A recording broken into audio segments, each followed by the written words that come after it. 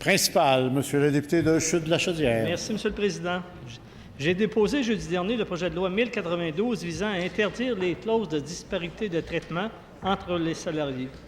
L'enjeu fait consensus pour tous les partis politiques présents à l'Assemblée.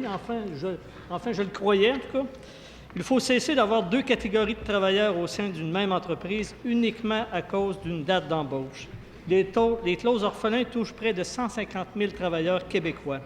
En ce moment, à l'aluminerie de Bécancour, il y a un risque de travail, un risque de conflit de travail, et un des éléments majeurs de ce conflit est une clause orphelin des régimes de retraite. La convention collective est arrivée à échéance et 1030 employés pourraient tomber en grève ou en lock-out. Voici un exemple flagrant qui démontre l'urgence de prohiber les clauses de disparité de traitement dans la loi.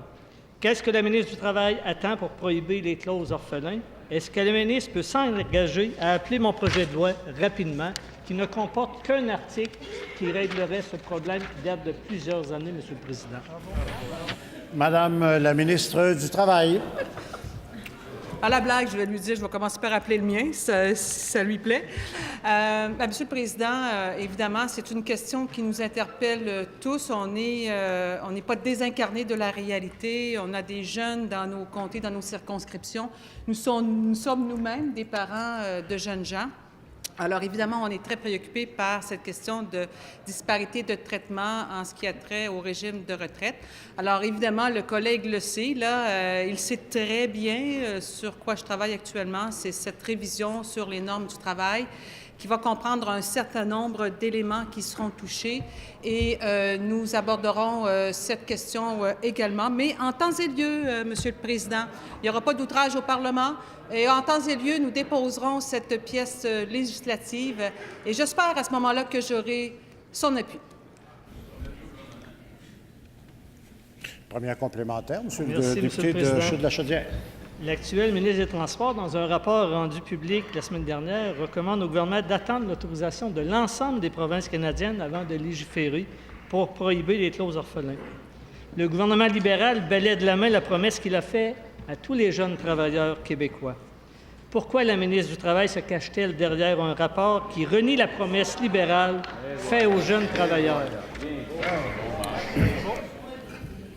S'il vous plaît, s'il vous plaît, s'il vous plaît, s'il vous plaît, je vais régler le cas moi-même. Monsieur le député de Chutes-de-la-Chaudière, il y a un propos que vous avez mentionné qui n'est pas à sa place. Alors, je vous demanderai de faire attention pour votre deuxième complémentaire. Madame la députée, Madame la ministre du Travail. Je vais être bonne joueuse, puis je vais rester sur le dossier. Alors, les jeunes du Québec sont interpellés par cette question-là. Bien entendu, ils nous interpellent tous autant que nous sommes ici dans ce Salon bleu, y compris les jeunes libéraux du Québec, Monsieur le Président. Je tiens à rassurer le collègue, on travaille très, très fort. Il le sait, par le fait, il me connaît. Il sait comment je travaille. Il sait que je travaille sur une pièce législative qui est importante, qui va être costaude. Et je tiens à le rassurer et à le dire à l'ensemble de cette Chambre, nous serons des leaders en cette matière, comme nous le sommes d'ailleurs dans l'ensemble de l'œuvre que nous entreprenons. Deuxième complémentaire, Monsieur le député de Chutes-de-la-Chaudière. Monsieur le Président, nous avons eu le Forum de l'emploi auquel était présidé par Monsieur le Premier ministre. On a annoncé une réforme de la loi sur les normes. On l'a reporté au printemps. On a dit à l'automne, et là, on ne l'a pas encore cette fois-ci. Pourquoi veut-on en faire un ballon électoral de cette réforme des normes du travail? Madame la ministre du Travail.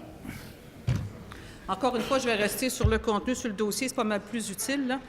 Sur la loi sur les normes du travail, on est là-dessus, Monsieur le Président, et je ne déposerai pas quelque chose qui est inachevé. C'est bien mal me connaître et c'est bien mal connaître le gouvernement. On travaille de façon ordonnée, coordonnée. On va toucher un certain nombre d'éléments parce qu'on ouvre la loi sur les normes, on va en profiter, notamment tout ce qui a trait aux agences de placement puis aux agences de recrutement. Ça, c'est un des éléments et c'est gros comme sujet. Alors, imaginez tous ceux aussi qu'on va entreprendre. C'est pas vrai qu'on va déposer quelque chose qui sera pas bon puis qui va être inachevé. Ça va être déposé quand ça va être bon puis quand ça va être prêt.